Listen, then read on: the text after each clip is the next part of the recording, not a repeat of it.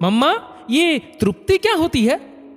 छोटी सी आराध्या ने उत्सुकतावश अपनी मां सुधा से पूछा, जो रसोई में रोटियां सेक रही थी। तृप्ति? आराध्या, वो तो आप अपने पापा जी से पूछो। अखबार पढ़ रहे मोहन की ओर इशारा करते हुए सुधा बोली। पापा पापा, आप ही बताइए ना, ये तृप्ति क्या होती है? अरे वाह, आज हमारी आराध्या को तृप्ति के बारे में जानने की इतनी उत्सुकता क्यों है? हमें भी तो पता चले। मोहन अखबार को एक और रखकर आराध्या को अपने पास बिठाते हुए बोला, बताइए ना, आज ऑनलाइन क्लास में टीचर ने कहा आप बच्चों को ऐसे पढ़ते हुए देखकर मुझे तृप्ति मिलती है। मुझे कुछ समझ नहीं आया। वो वहां इतनी दूर और मोबाइल फोन पर कोई उन्हें कुछ दे नहीं सकता, तो तृप्ति उन्हें किसने दी? हा, आराध्या बेटा, उनके कहने का मतलब था उन्हें आप बच्चों को पढ़ाकर आपकी पढ़ाई का हर्जाना ना होते देखकर खुशी का एक सुखद सुकून मिलता है। आराध्या ने एक बार फिर से पापा की ओर देखा। नहीं समझी? देखो, इतनी गर्मी में भी आपकी मम्मी आपके लिए, मेरे लिए खाना बना रही है और हमारे स्वाद के साथ साथ स्वास्थ्य का भी ध्यान रखती है। अब सोचो, वह ऐसा क्यों करती है? क्योंकि अपनों को खुश देखकर हमारे मन को शांति मिलती है, एक सुखद अनुभव, एक सुकून मिलता है। उसी को तृप्ति कहते हैं। आराध्या समझने की कोशिश कर रही थी। इतनी सी बात नहीं समझी? सुधा आराध्या की ओर मुस्कुरा कर बोली, समझ जाएगी, जिंदगी स्वयं ये शब्दों के मायने समझाती है सुधा। बच्चों को शब्द भी तभी समझ आते हैं जब वह उन्हें प्रयोग करने लगते हैं। देखना, इसे भी जल्दी तृप्ति का सही और सटीक मतलब समझ आ जाएगा। आप भी ना, चलिए खाना खाइए, और तुम भी आराध्या, कहकर सुधा हंसते हुए रसोई घर से और रोटियां लेने चली गई। शाम को, सुनो, बाजार जा रहा हूं, कुछ चाहिए तो कहो।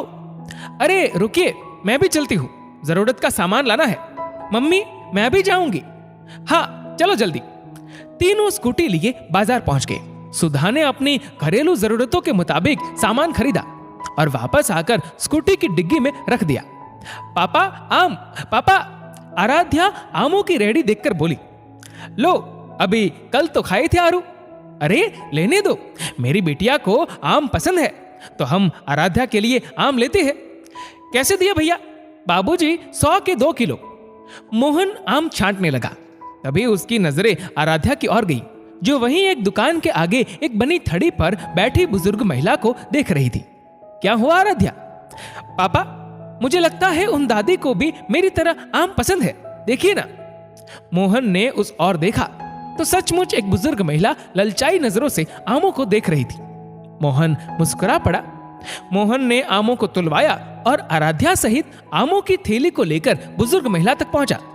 राम राम अम्मा जी, आम खाएगी आप? आम?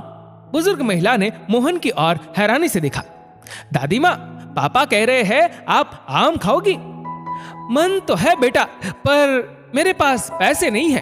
पहले मेरा बेटा लाकर दे देता था, मगर वो दूसरे शहर गया है, अब तक नहीं लौटा। मोहन ने आम निकाल कर कहा, पैसे नहीं चाहिए, एक बेटा माँ को आम खिलाना चाहता है, लीजिए खाकर देखिए। अम्मा ने आम लिया और तुरंत चूसने लगी। वह जल्द से जल्द आम खा लेना चाहती थी। मोहन, आराध्या उन्हें हंसते हुए देख रहे थे। मोहन जैसे ही वापसी की ओर चलने लगा तो आराध्या बोली, पापा एक आम और दो ना। मोहन ने थैली में से एक आम और निकालकर आराध्या को दिया। आराध्या मुड़कर दादी की ओर गई। दादी माँ, लो। नहीं बिटिया, बस ले लो दादी माँ, आपको खाते हुए देखकर मुझे तृप्ति मिल रही है। आपकी पोती देती तो आप मना करती, नहीं ना, लीजिए। अम्मा ने आम पकड़ तो लिया, मगर उनकी दोनों आंखें भीगी हुई थी। अचानक आम के रस से भरे हाथों को उठाकर वह बोली, जुग जुग जियो, ईश्वर तुम्हें सदा खुश रखे। सचमुच आज तुमने मुझे भी तृप्त कर दिया। आराध्या ने पापा की ओर देखा, जो कि मुस्कुरा रहे थे। वहीं दूसरी ओर खड़ी सुधा भी खुशी से दोनों की ओर देखकर सोच रही थी। सच ही कह रहे थे आप मोहन जी। दोस्तों, इस वीडियो को लेकर आपकी क्या राय है, नीचे कमेंट करके जरूर बताएगा। और अगर आपको वीडियो अच्छा लगा हो तो इस वीडियो को लाइक करेगा, शेयर करेगा ज्यादा से ज्यादा लोगों तक। और ऐसे ही और भी इंस्पिरेशनल वीडियोस के लिए सब्सक्राइब करें हमारे यूट्यूब चैनल को और फेसबुक पर फॉलो करें हमारे पेज को। धन्यवाद।